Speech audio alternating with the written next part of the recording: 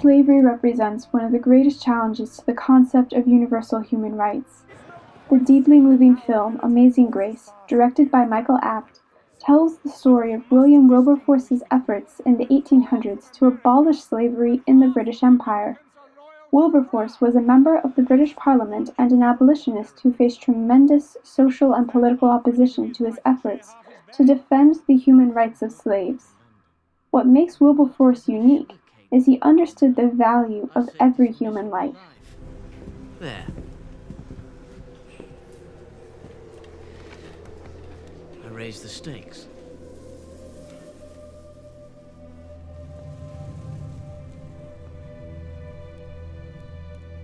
Wilberforce? In the game or out?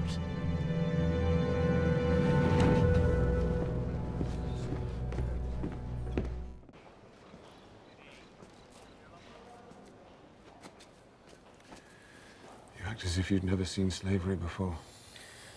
For me, it's like arsenic. Each new tiny dose doubles the effect. At first, Wilberforce was hesitant to take up the abolitionist cause, torn between a life of solitude and a political career. He met Thomas Clarkson and Olaudah Equiano and learned about the conditions in which slaves are forced to live.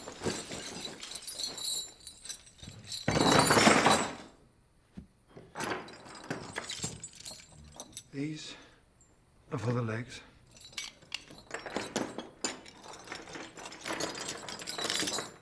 These for the arms. This is for the neck. Works like so.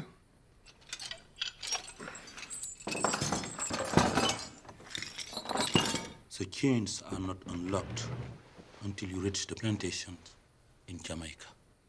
Around half of the slaves dead already.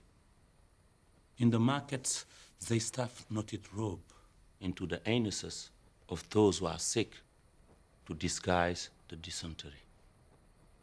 When you reach the plantation, they put irons to the fire and do this to let you know that you no longer belong to God, but to a man. These accounts, and others like them, inspired Wilberforce to fight for 20 years to give dignity back to his fellow humans. While Amazing Grace tells a powerful story of one man's successful efforts to end England's slave trade, the tragic reality is that the fight against slavery still continues in the modern world. For example, the BBC has reported that North Korean slaves are forcibly sent by the North Korean regime to work, often to death, in countries such as Russia, China, and Poland. Funds from their labor are used by the North Korean regime to fund their nuclear program and support the North Korean dictatorship. Human rights groups call this practice state-sponsored slavery. While these modern slaves aren't branded like Equiano, their humanity is denied.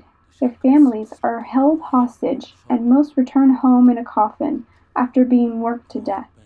The fight to end slavery that Wilberforce started in the 1800s continues to this day. Will we turn a blind eye, or will we follow Wilberforce's example and fight for the dignity and universal rights of every human being? When people speak of great men, they think of men like Napoleon, men of violence.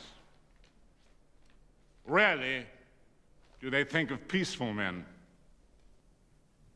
William Wilberforce, however, would return to his family,